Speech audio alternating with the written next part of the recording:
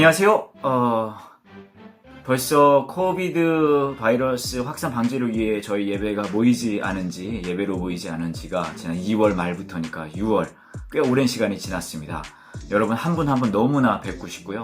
저희 목회자들, 스태프들 여러분 위해서 늘 기도하고 있고, 우리가 빨리 다시 모여서 예배할 수 있는 날 위해서 또 기도하고 있습니다. 많은 분들이 저희가 어떻게 다시 모임을 다시 재개할 건지 궁금해 하실 텐데요. 저희가 앞으로 어떻게 예배 모임을 재개할 건지에 대한 이제 계획안을 만들었습니다. 그래서 여러분에게 설명을 드리려고 합니다. 함께하는 교회는 스텝 회의와 목양위원회, 운영위원회의 승인을 거쳐서 현장 예배 기획안을 확정했는데요. 지역 내 초중고등학교의 등교를 기준으로 단계적인 현장 예배 재개 절차를 마련했습니다. 먼저 1단계는 20명 이하 소규모 예배입니다. 고등학교 3학년이 개학한 5월 21일 기점으로 2주 후 일요일인 6월 7일부터 20명 이하 인원을 대상으로 소규모 예배를 신청받고자 합니다. 소그룹이나 또는 누구라도 신청 가능하고요. 인원을 모아 신청하시는 경우에는 원하시는 요일과 시간에 교회에서 예배를 진행합니다. 개인적으로 신청하시는 분들은 공지된 시간에 참여하실 수 있습니다. 2단계는 제한된 주일 예배인데요. 개시 시점은 모든 학년이 등교한 후 첫 번째 주일입니다. 현재는 6월 14일로 예정되어 있으나 추후 지역 내 초중고등학교 등교 일정에 따라 변경될 수 있습니다. 모임 전후 공간 전체 소독과 방역 준비를 위해 기존의 3번의 예배, 1, 2, 3부 예배를요, 1, 2부 2번으로 축소합니다. 일요일 오전 10시와 오후 1시 2차례 예배가 진행될 예정이고요.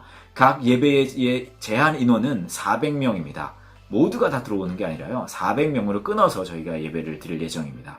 예배 참가를 원하시는 분은 예배 전주 월요일부터 공지되는 문자와 인터넷 페이지를 통해서 문자 200분, 인터넷 200분으로 선착순 신청하실 수 있습니다. 1, 2단계 모두 방역을 위해 예배 후에는 즉시 퇴실을 하셔야 하고요. 모든 공간을 소독할 예정입니다. 방역 지침의 질서 유지를 위해 죄송스럽지만 초등학생 이하 어린이들은 참여할 수 없습니다. 비전랜드 모임의 다시 시작하는 것에 관한 사항은 학교 개학 이후에 상황 추이를 살펴본 후에 따로 계획을 세워 발표하도록 하겠습니다. 아침 기도와 수요 공동체 모임도 6월 14일 이후 현장 모임을 진행합니다. 수요 공동체 모임은 저희가 이제 외부에서도 이렇게 모였는데요. 그 외부에서 모이는 찾아가는 성경 공부는 중단되고요. 하지 않을 예정이고요. 동명동 함께하는 교회 메인홀에서만 모임이 진행될 예정입니다. 제한된 주일 예배 시행 중에 또 상황 변화가 있을 수 있잖아요. 그때 대응하는 방안을 안내해 드리겠습니다. 방역 당국이 제시한 3단계 거리두기 지침이 있는데요. 거기에 저희도 단계적으로 반응할 예정입니다. 첫 번째 단계인 지금 저희가 하고 있는 생활 속 거리두기, 가장 완화된 지침이죠. 생활 속 거리두기가 유지되는 동안에는 아까 말씀드렸던 400명 인원이 주일 예배를 드리는 것을 진행할 예정입니다. 하지만 정부 방침이 생활 속 거리두기에서 사회적 거리두기로 전환될 시에는 교회는 400명 인원이 모이는 주일 예배는 안 하고요. 1단계인 20인 이하 소규모 예배로 전환될 예정입니다. 마지막으로 가장 심각한 상황인 고강도 사회적 거리두기가 발표되는 즉시 다시 모든 현장 모임을 전면 중단할 예정입니다. 그리고 저희 교회에서 진행하는 예배 또 모임은요, 전부 인터넷으로 계속해서 중계할 예정입니다. 그래서 여러분 중에 아직은 교회 모임에 참여하시기 꺼리시고 그리고 아주 좀 힘드신 분들은, 또 증상이 있다고 생각되시는 분들은 그냥 인터넷으로 온라인 예배로, 온라인 모임으로 참여하시면 되겠습니다. 지금까지는 함께하는 교회에 대한 지침이고요. 보리떡교회, CIC 그리고 가까운 교회는 저희가 그 교회들이 모이는 장소와의 협의가 더 필요하기 때문에 아직은 협의 중인 상황이고요. 협의가 좀 끝나고 나서 방향성이 결론이 나는 대로 안내해 드리도록 하겠습니다. 그때까지는 모든 교회별로 저희가 온라인 예배 진행할 예정이니까요. 참여해 주시면 감사하겠습니다. 여러분 너무너무 뵙고 싶고요. 저희 계속 기도로 또 한마음으로 준비하면서 또 다시 만날 날을 저희 고대하도록 하겠습니다. 예, 곧 만나도록 할게요. 고맙습니다.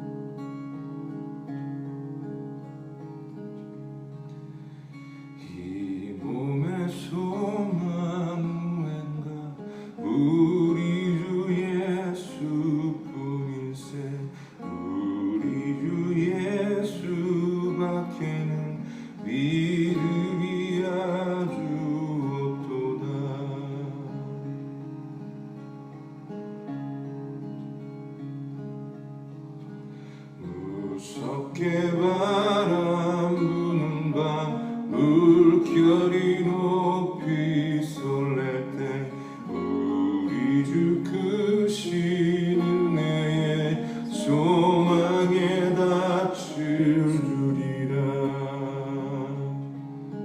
굳건한 반석이시니 그 위에 내가 서리라.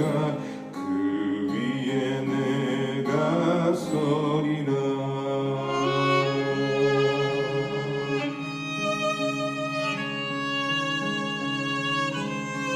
세상에 있던 모든 것 끊어질 그날 되어도 그 주의 언약 미사와 내 소망 더욱 크리라.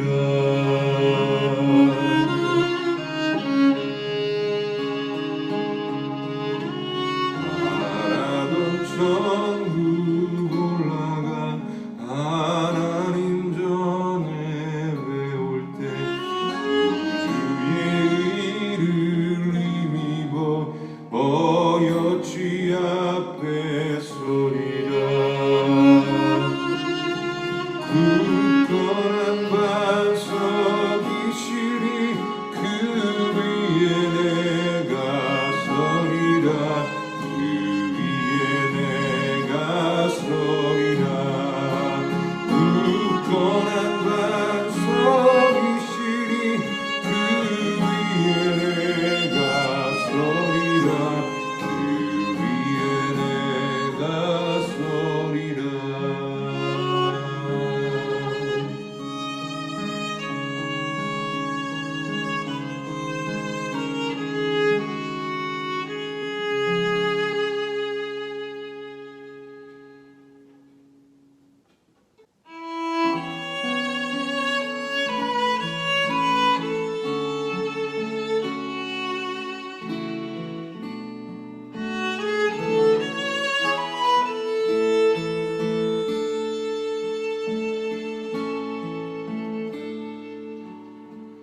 주여 우린 연약합니다. 우린 오늘을 힘겨워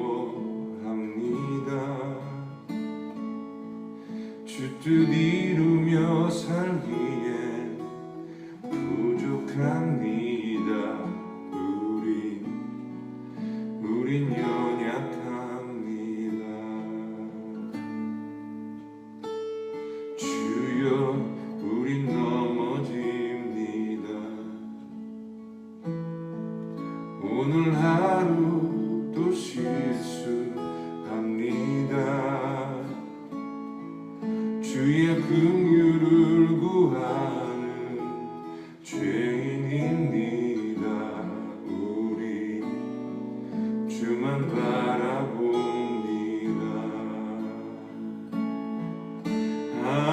한없는 주님의 은혜 온 세상 위에 넘칩니다. 가릴 수 없는 두 영광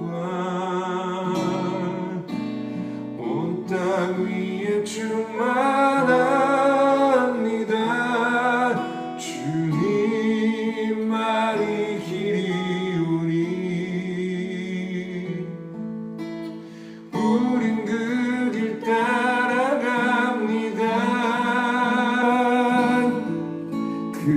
그날에 우릴 이루시 주는 완전합니다.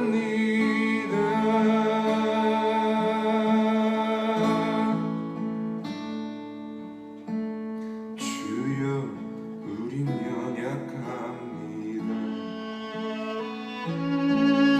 우린 오늘 힘겨워합니다. 주 뜻 이루며 살기에 부족합니다. 우린 연약합니다. 주여 우린 넘어집니다.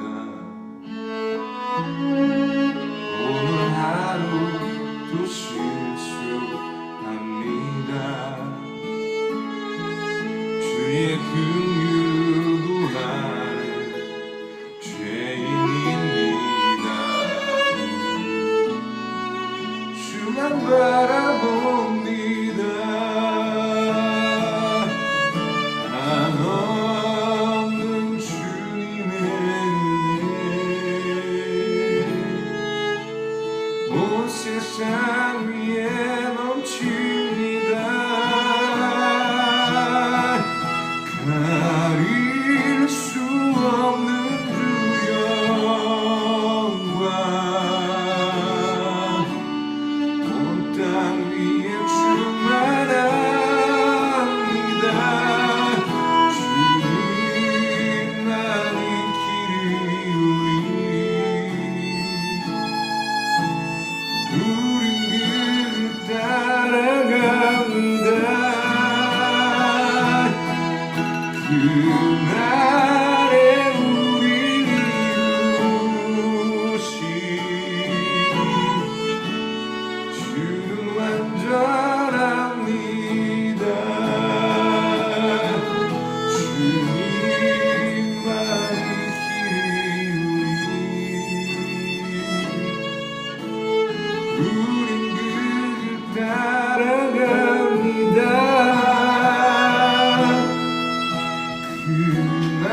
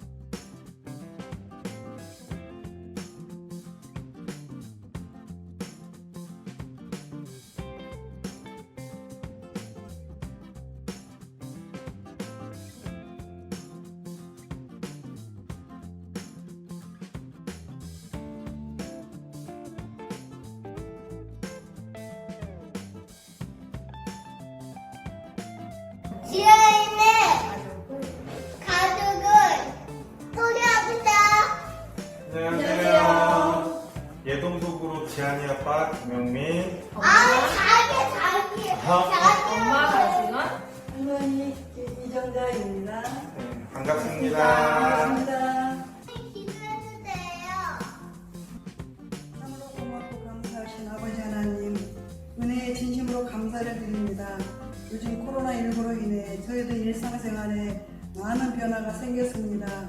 주일이어도 교회에 모여서 예배를 드릴 수 없어서 이렇게 온라인 예배로 드립니다. 성도 간의 교류마저도 할 수 없습니다. 그저 당연하게만 여겨졌던 일상의 소중함을 깨닫는 요즘입니다. 아버지 하나님, 어서 속히 평범했던 일상으로 돌아가기를 희망합니다. 하지만 이 어려운 상황 속에서도 감사해야 할 분도 많이 생겼습니다. 코로나19 방역 일선에서 수고를 아끼지 않으신 의료진 여러분께 존경과 감사의 박수를 보내드립니다. 또한 드러나지 않는 곳에서도 수고를 하신 분도 많으리라 생각됩니다. 그 모든 분들의 희생으로 힘들었던 모든 것들이 조금씩 회복되어 가고 있으니 감사드립니다. 아버지 하나님, 하지만 아직도 많은 분들이 여러 가지 어려움에 고통당하고 있습니다. 이 모든 것들을 아버지께서 아시오매 그들의 마음을 위로해 주시고 용기 잃지 않게 해주시며 어서 속히 회복시켜 주시어 다시금 일상 속에서 저마다의 작은 행복을 누릴 수 있게 허락하여 주시옵소서. 이 모든 말씀 예수님의 이름으로 감사하며 기도드리옵나이다. 아멘. 오늘 성경 말씀은 에베소서 1장 17절부터 23절입니다. 우리 주 예수 그리스도의 하나님, 영광의 아버지께서 지혜와 계시의 영을 너희에게 주사 하나님을 알게 하시고 너희 마음의 눈을 밝히사 그의 부르심의 소망이 무엇이며 성도 안에서 그 기업의 영광의 풍성함이 무엇이며 그의 힘이 위력으로 역사하심을 따라 믿는 우리에게 베푸신 능력의 지극히 크심이 어떠한 것을 너희로 알게 하시기를 구하노라. 그의 능력이 그리스도 안에서 역사하사 죽은 자들 가운데서 다시 살리시고 하늘에서 자기의 오른편에 앉으사 모든 통치와 권세와 능력과 주권과 이 세상뿐 아니라 오는 세상에 일컫는 모든 이름 위에 뛰어나게 하시고 또 만물을 그의 발 아래에 복종하게 하시고 그를 만물 위에 교회의 머리로 삼으셨느니라. 교회는 그의 몸이니 만물 안에서 만물을 충만하게 하시는 이의 충만함입니다. 아멘. 세 번째 시간 말씀의 제목은요, 영광의 풍성입니다. 에베소서 도입부 바울의 기도를 면밀히 살펴보고 있는 중이죠. 첫 시간에는 비전과 비전이란 제목으로 내가 그려낸 그림이라고 말할 수 있는 욕망적 비전과 하나님이 보여주시는 그림이라고 말할 수 있는 계시적 비전을 대조해 봤습니다. 두 번째 시간에는 부르신 이유라는 제목으로 우리를 불러주신 그 부르심의 소망이 무엇인지 신약에 흩어져 있는 구절들을 살펴보면서 그리스도와의 거룩한 사귐, 자유와 평화, 고난과 영광이 우리를 불러주신 그 이유이고 그와 같은 소망이 우리를 설레게 하고 있는지 함께 돌아봤습니다. 오늘 세 번째 시간의 제목은 말씀드린 대로 영광의 풍성입니다. 오늘 집중해서 볼 말씀은 18절의 후반부 말씀입니다. 너희 마음의 눈을 밝히사 성도 안에서 그 기업의 영광의 풍성함이 무엇이며 바울이 에베소 교인들 위해서 드리는 기도 속에서 우리는 지혜와 계시의 영이 우리의 소유가 됐을 때 우리 마음의 눈이 밝아져서 부르심의 소망을 알게 될 뿐 아니라 이제 성도 안에서 기업의 영광의 풍성함이 무엇인지 알게 된다는 사실을 확인할 수 있습니다. 성도 안에서 기업의 영광의 풍성함. 여기서 중요한 단어는 뭔가요? 역시 성도, 기업, 영광 이런 익숙한 단어들이 우리의 시선을 먼저 사로잡지만 이 문장이 하고 싶은 얘기, 이 표현 안에서의 핵심 단어는 바로 풍성함입니다. 지난 시간에도 우리는 부르심보다 소망에 관심을 갖는 태도를 봤습니다. 여전히 오늘도 기업의 영광보다는 그 풍성함에 관심을 갖는 태도를 확인할 수 있습니다. 무엇이냐보다 어떠하냐에 관심을 두는 태도인 것이죠. 하나님의 성품을 미리 경험한 바울의 이런 기도 내용을 통해서 우리는 하나님 나라에 관심이 어디 있는지 짐작할 수 있습니다. 하나님이 우리에게 주시고자 하는 것은 어떤 결과나 성공 자체가 아니라 그 너머의 어떠함이라는 거, 만져지는 실체 그 너머의 아름다움, 거기에 하나님의 마음이 있다는 사실을 알 수 있습니다. 기업의 영광이라는 표현까지만 생각해 보면 왠지 여기가 아닌 거기, 다른 곳에 있는 아름다움의 뉘앙스를 주는 것 같아요. 하지만 그것의 풍성함이라는 표현까지 이르면 그 영광이 거기가 아닌 여기에 있어서 나에게도 지금 영향을 주고 있다, 나를 지금 행복하게 하고 있다 하는 말로 들을 수 있습니다.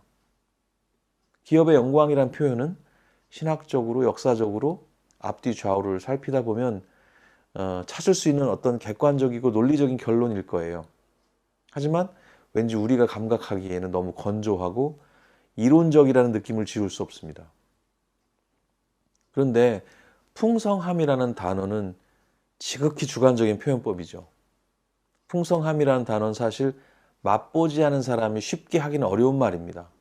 바울은 자신이 먼저 맛보아 알고 있는 그 영광의 풍성함을 에베소 가족들이 함께 맛보았으면 하는 것입니다. 이것이 첫 시간 생각했던 지식을 넘어서는 지혜 영역이 아닐까 싶어요. 잠시 제 군 시절 얘기를 해보려고 합니다. 지난주엔 그 축구 얘기를 했기 때문에 다음 주엔 군대에서 축구한 얘기를 하면 활용점정이 되겠습니다. 네, 기대해 주세요. 제가 1990년에 군에 갔습니다. 가을쯤 갔는데요. 해가 바뀌고 그 다음에 겨울쯤에 강원도 양구 산꼭대기로 자대 배치를 받았습니다. 거기 도착하자마자 제가 받았던 질문이 있었습니다. 너 언제 제대냐? 였어요. 잘 모르겠습니다. 아까 그럴 땐 정답입니다. 저도 그렇게 정답을 목청껏 말했습니다. 근데 내일 모레 제대하는 병장이 제게 다가와서는 조곤조곤 이렇게 얘기했어요. 괜찮아. 너 다 알잖아. 괜찮아. 나한테만 얘기해봐. 그때가 언제냐? 계속 묻는 거예요. 저는 뭐 주변의 눈치를 살피다가 그 사람이 뭐 최고참이었기 때문에 머뭇거리면서 할 수 없이 조용하게 93년쯤 될 것 같습니다. 그랬어요. 그랬더니 그 제대를 앞둔 병장이 폭소를 터뜨리면서 어떻게 흉내낼 수는 없지만 와하하 와하하 여러분 상상하세요. 93년이란다 얘들아. 93년이 오긴 하냐. 와하하하. 그러고는 자리를 뜨더라고요. 자신의 제대의 기쁨을 그런 식으로 경축하는 느낌이 들었어요. 꼭 신참들을 데리고 그런 식으로 잔인하게 할 필요가 있나. 기분이 아주 고약했습니다. 하지만 어쩌겠어요. 쫄병인데요. 병장이 자리를 떠나자 아니나 다를까 바로 아래 고참이 제게 오더니 그러더군요. 이 XX가 빠져가지고 제대 날짜를 벌써 세고 있다고. 쫄병 주제에 주제 넘는 생각이라는 거죠. 끝날의 영광을 군대에서는 미리 생각하면 안 됩니다. 그거 주제 넘은 거거든요. 혼납니다. 세상의 질서라는 게 되게 다 그렇지 않습니까? 자기 능력, 자기 수준, 자기 주제에 맞게 상상하고 지금 주어진 과업이나 잘 해내기를 요청하는 것이 세상의 기대치가 아닌가 싶어요. 그러나 바울의 기도를 통해서 알 수 있는 것 한 가지는 하나님 나라는 그렇지 않다는 것입니다. 본문을 보면 바울은 하늘에 있는 기업의 영광에 대한 생각이나 기대를 주제 넘은 일이라고 절대 여기지 않는다는 사실을 알 수 있습니다. 바울은 오히려 에베소 교인들이 그것을 마음껏 풍성히 알도록 심지어 기도를 하고 있습니다. 하나님 나라에는 신참과 고참이 따로 없습니다. 먼저 온 자가 나중 되고 나중 온 자가 먼저 되는 나라가 하나님 나라예요. 기득권, 짬밥, 연차가 별 의미 없는, 강한 자, 약한 자의 구분이 별 의미 없는, 사자와 어린 양이 함께 뒹구는 그런 새로운 세상인 것이죠. 늦게 온 일꾼이 같은 품삯을 받았던 얘기, 또 가산을 탕진하고 요즘 말로 지나친 플렉스의 결과로 거짓골이 된 둘째 아들을 기쁨으로 받으시는 아버지의 얘기를 통해서도 우리는 하나님 나라의 특별한 성격을 알게 됩니다. 그것을 기업의 영광의 풍성함이라고 요약할 수 있을 것 같아요. 기업이라는 것은 유산을 말합니다. 헤리티지. 여기 부모와 자녀의 개념이 녹아 있습니다. 가족의 개념이 녹아 있다는 겁니다. 기업의 영광은 다른 말로 상속자의 기쁨이겠죠? 하나님의 은혜로 인해서 부모이신 하나님으로부터 자녀된 우리들이 상속의 권리를 합법적으로 소유하게 되었다는 개념이 여기 살아 있습니다. 그 영광, 그 기쁨의 풍성함을 말하고 있어요. 이것이 소망의 실체가 아니고 뭐겠어요? 상속의 개념을 알게 되었다는 기쁨이 아니라 우리가 상속의 권리를 감히 갖는다는 것이 기쁨의 실체고 소망의 이유가 되는 것이죠. 아들 예수 그리스도의 권리가 우리 사람들의 것이 되었다니까요. 하나님이 선택하신 유대인들은 이 놀라운 감격 가운데 살아왔을 겁니다. 그러나 점점 그 은혜의 부르심을 잊고 선민의식에 빠져들어서는 구원이 자신들만의 제한적인 특권인 것으로 생각을 했죠. 그러나 바울은 이 오래된 이스라엘의 생각을 깨뜨릴 만한 엄청난 비밀을 알고 있었습니다. 에베소서 3장 6절을 보실까요? 이방인들이 복음으로 말미암아 그리스도 예수 안에서 함께 상속자가 되고 함께 지체가 되고 함께 약속에 참여하는 자가 됨이라. 이방인들이. 유대인들이 바울 일행을 핍박했던 이유가 바로 여기에 있죠. 오랜 전통으로 전해 내려오는 이스라엘의 신앙적인 특권을 무시하는 발언을 일삼았으니까요. 심지어 예수님도 이스라엘의 그 독실한 신앙 때문에 십자가에 달리신 거 아닙니까? 일찍 와서 오래 일한 일꾼들이나 아버지 집에서 오랫동안 수고했던 큰아들의 입장이 당시 이스라엘의 입장일 수 있을 것 같아요.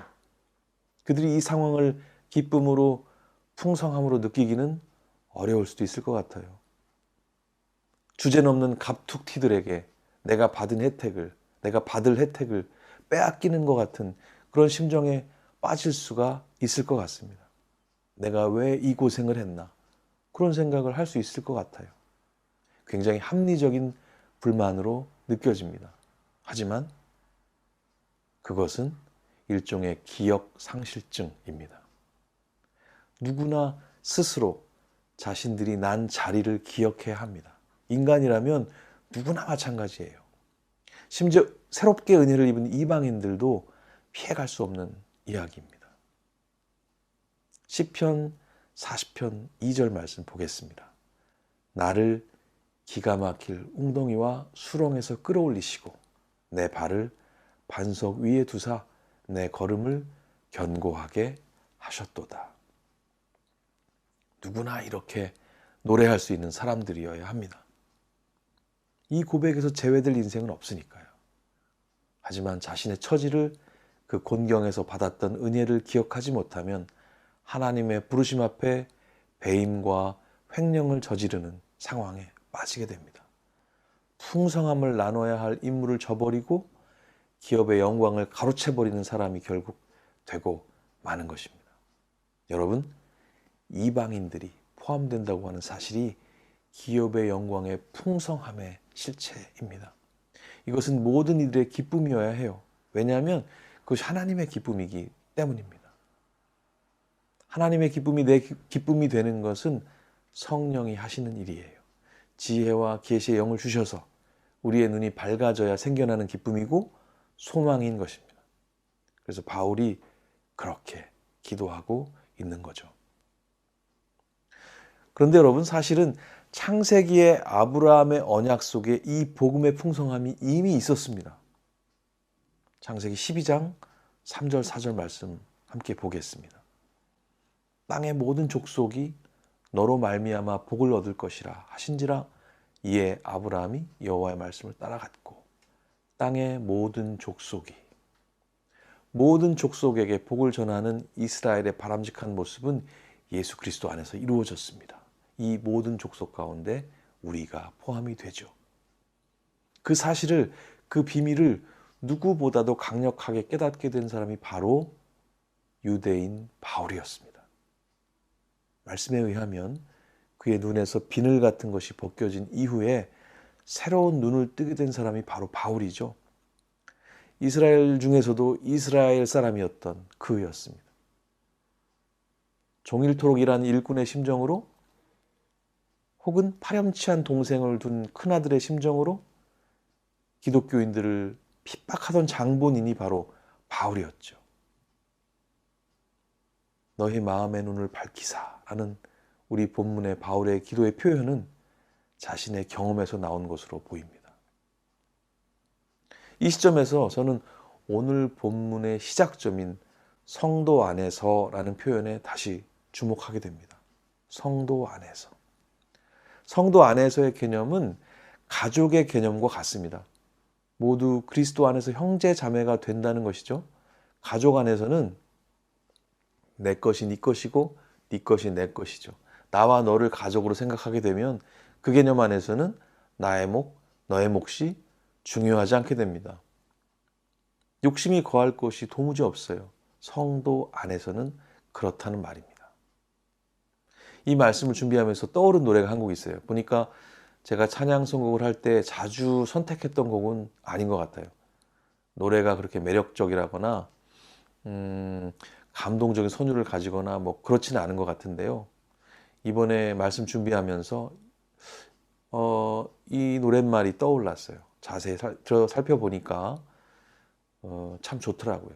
아주 단순하고 뭐 어렵지 않은 그런 표현들인데 너무너무 중요한 의미가 담겨 있었습니다. 그래서 여러분과 함께 잠깐 불러보면 어떨까 싶어요. 우리 함께 걸어요라고 하는 곡인데요.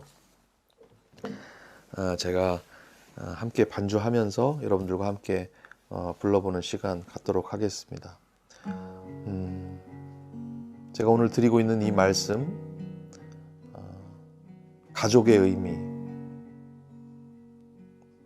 성도 안에서의 의미 생각하면서 같이 불러보면 좋을 것 같아요. 우리 함께 걸어요, 주의 인도하심 따라 손을 잡고 하나가 되어요. 주의 사랑 우리 안에 있네. 우리 서로 섬기며 주의 사랑 나눌 때 모든 사람 다 알게 되리라. 우리 주의 가족임을. 우린 주 안에 한 가족. 주를 하나 되게 했네. 주의 사랑 나누며 서로 섬길 때 주의 나라 이루어지리. 우린 주 안에 한 가족. 주를 하나 되게 했네. 주의 사랑 나누며 서로 섬길 때 주의 나라 이루어지리. 주의 나라 이루어지리.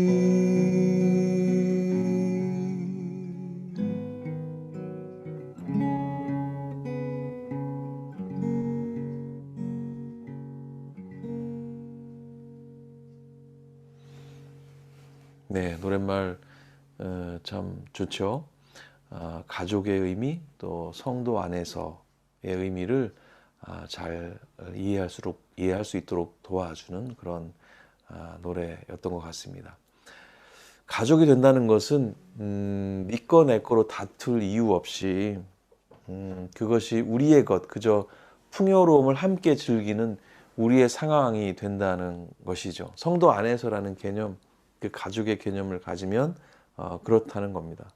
하지만 세상 안에서의 시각으로 보면 그럴 수가 없습니다. 그래서 우리는 새로운 눈을 떠야 합니다. 하나님이 주시는 비전을 바라봐야 합니다. 그래서 성도 안에서 기업의 영광의 풍성함을 바라보고 함께 즐거워할 수 있어야 합니다. 세상 안에서 성도 안으로 만만치 않았던 그 길을 겸손하게 묵묵히 걸어 들어갔던 한 사람의 이야기가 있어서 여러분께 소개해 드리려고 해요. 개신교 선교 초기였던 1908년 이야기입니다. 김제 금산교회에서 장로 한 명을 피택하게 됐습니다. 장로를 선출하게 됐다는 얘기입니다. 장로 투표에는 조덕삼이란 양반과 그의 마부였던 머슴 이자익이라는 인물이 경쟁을 하게 됐습니다. 주인과 머슴이 함께 장로 투표에 경쟁을 하게 되었다는 것은 뭐 그 당시 분위기로는 상상하기 어려운 일이었다고 합니다. 투표 결과 머슴 이자익이 장로로 선출이 됐습니다. 그것보다 더 놀라운 사실은 그의 주인 조덕삼이 그 결과를 수용했다는 거예요. 조덕삼은 수군거리던 교인들 앞에 나가서 이것이 하나님의 뜻임을 이야기했다고 해요. 그리고 자신은 이자익 장로님을 모시고 하나님 섬기는 일에 열심을 내겠다 이렇게 다짐했다고 전해옵니다. 당시 교회 목사가 없던 때라서 주일마다 장로 이자익이 강대상에서 설교를 했고 주인 조덕삼은 마루에 꿇어 앉아 설교를 들었다고 해요. 그리고 집에 돌아와서는 반대로 조덕삼은 주인의 자리에 앉고 이자익은 머슴의 역할을 성실하게 감당했다고 합니다. 조덕삼은 머슴 이자익 장로를 나중에 평양신학교에서 공부하도록 도왔고요. 1954년 이자익은 대전신학교를 설립하고 초대 교장이 되었다고 합니다. 사실일까요? 요즘 찌라시류의 가짜 뉴스들이 워낙 많아서 이 얘기도 그런 것 아닐까 제가 팩트 체크를 좀 해봤는데요. 진짜더라고요. 대전신학대학교 연역을 찾아보니까 그 이름이 첫 줄에 정말 있더라고요. 함께 확인하실 수 있습니다. 검색을 더 해보니까 그분들 얼굴도 찾아볼 수 있었습니다. 왼쪽이 이자익, 오른쪽이 조덕삼입니다. 머슴 출신의 이자익 목사님도 훌륭한 분이셨지만 저는 조덕삼이란 인물이 매우 중요하게 보입니다. 이미 세상 안에서 누가 뭘 하지 않을 기득권을 가지고 있었던 그 사람이었지만 하나님 나라의 가치로 성도 안에서 살아가는 그 기업의 영광의 풍성함을 함께 누릴 줄 알았던 말씀이 살아있다는 것을 삶으로 살아낸 위대한 증인으로 보이기 때문입니다. 주변의 목소리들, 세상의 중력이 만만치 않았을 테지만 굴하지 않고 그는 성도 안에서 그의 걸음을 걸어갔습니다. 성경을 펼치면 늘 우리 삶을 도전하는 좁은 길 아니었겠습니까? 그 길을 그렇게 걸어간 멋진 선배가 가까이 있었습니다. 자기 주제를 넘어서도록 허락받은 사람은 사실상 이자익 이전의 조덕삼이었고 사실상 조덕삼 이전에 우리 모두라는 사실을 기억할 필요가 있겠습니다. 은혜를 우리는 기억해야 합니다. 자기 주제를 넘어서게 하신 그 십자가의 놀라운 은혜에 포함되지 않을 사람은 아무도 없기 때문입니다. 하나님 나라는 그 어느 누구든지 마음껏 기대하고 마음껏 상상해도 되는 그 크기를 다 재지 못할 만큼 풍성한 영광의 나라인 것입니다. 그 풍성에 대하여 본문의 마지막 표현으로 말씀을 정리해 보겠습니다. 너의 마음의 눈을 밝히사 성도 안에서 그 기업의 영광의 풍성함이 무엇이며 본문은 에베소 교인들이 그 풍성함이 무엇인지 알게 하시기를 구하는 바울의 기도죠. 성도의 기업의 풍성의 내용은 세상의 기업의 풍성의 내용과 분명 차이가 있습니다. 어떤 차이가 있을까요? 세상 안에서 기업의 영광의 풍성은 양극화를 가져오는 풍성, 일부가 누리는 풍성, 욕심이 만들어내는 풍성, 서로 다투고 빼앗는 풍성, 그래서 평생 풍성치 못한 사람들이 갈망하는 풍성, 그래서 결국 소유한 자들만 소유하지 못한 자들을 바라보며 상대적인 성공의식을 느끼는 그런 풍성이라고 말할 수 있습니다.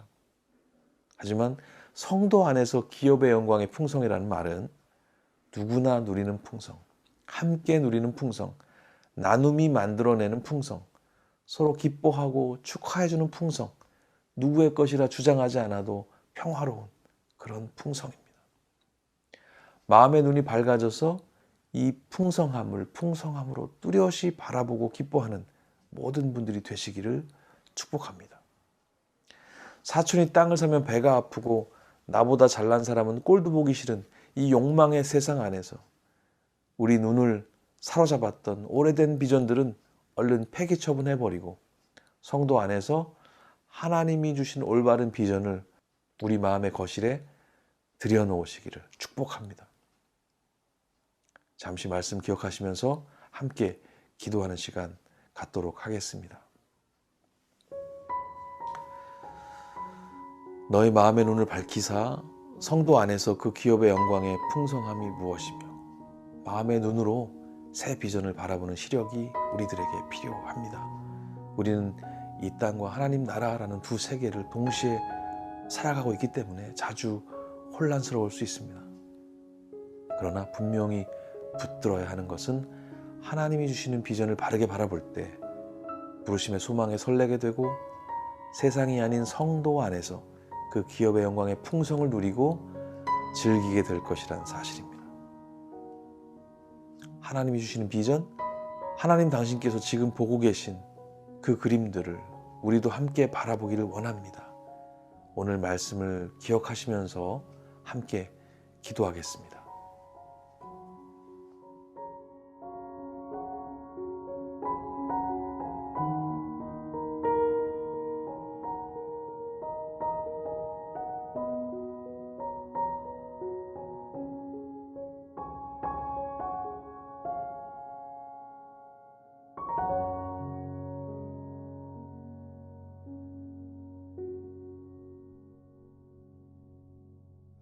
우리 함께 기도하고 오늘 온라인 예배를 마치도록 하겠습니다. 살아계신 하나님, 지금 이 시간 우리 마음의 눈을 뜨게 하셔서 멀리 있던 하나님 나라의 비전을 우리 선 이 자리에서도 가까이 바라보게 해주시길 기도합니다. 성도 안에서 기업의 영광의 풍성함을 알게 하시기를 기도합니다. 세상의 것과는 전혀 다른 그 풍성함을 누리고 나누는 모두가 되기를 소망합니다. 언제나 우리의 삶을 인도하시는 예수 그리스도의 이름으로 기도합니다. 아멘.